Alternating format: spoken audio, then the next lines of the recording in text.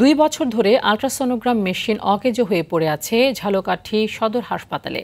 যান্ত্রিক ত্রুটি লেগেই থাকে বছরের বেশিরভাগ সময়। ফলে নামে হাসপাতাল হলেও এখানে রোগ নির্ণয় কিংবা রক্ত পরীক্ষার জন্য নেই কোনো ব্যবস্থা। কয়েক গুণ বেশি টাকা দিয়ে বাইরে থেকে টেস্ট করাতে হচ্ছে রোগীদের।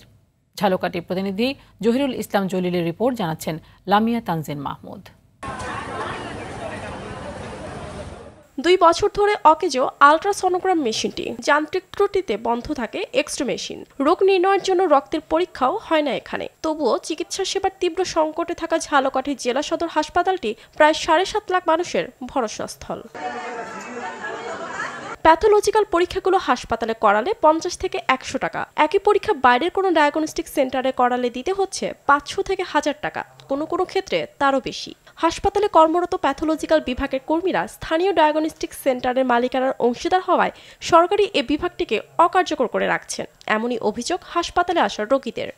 এই আল্ট্রাসাউন্ড মেশিনের জন্য যদি বাইরে পরীক্ষা নিরীক্ষা করতে যায় অনেক টাকার দরকার হয়, যেটা মূলত সচরাচর সবাই দরকার, সেটা এখানে পেলাম না। বলছে যে না, এটা এখানে করে না। হসপিটালে করতে বলে 200 টাকার ভিতরে আবার 150 টাকা করতে পারে, বাইরে গেলে তো 800-900 টাকা 1000 টাকাও নেয়। এই এখন দেখান যাইয়া লাইন কতদিন লাইন দিয়েছে গা, কালকে শেষ হইবে না। সিরিয়ালের কোনো মেইনটেনেন্স নাই, পুরো মানে অধৈর্য হয়ে ছেলে কান্নাকাটি করতেছে, আমি নিয়ে তাদেরকে চলে যেতে বাধ্য হয়েছি। এত বড় হসপিটাল চালু, সদর হসপিটালে একজন ডাক্তার সাধারণ। এদিকে আগামী 15 দিনের মধ্যে নতুন আল্ট্রাসোনোগ্রাম মেশিন চালু করার ব্যবস্থা করা হবে বলে জানান হাসপাতালের তত্ত্বাবধায়ক।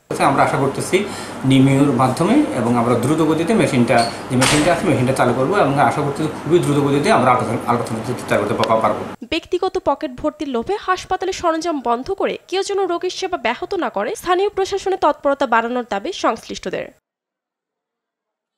লামিয়া তানজিন মাহমুদ, RTV।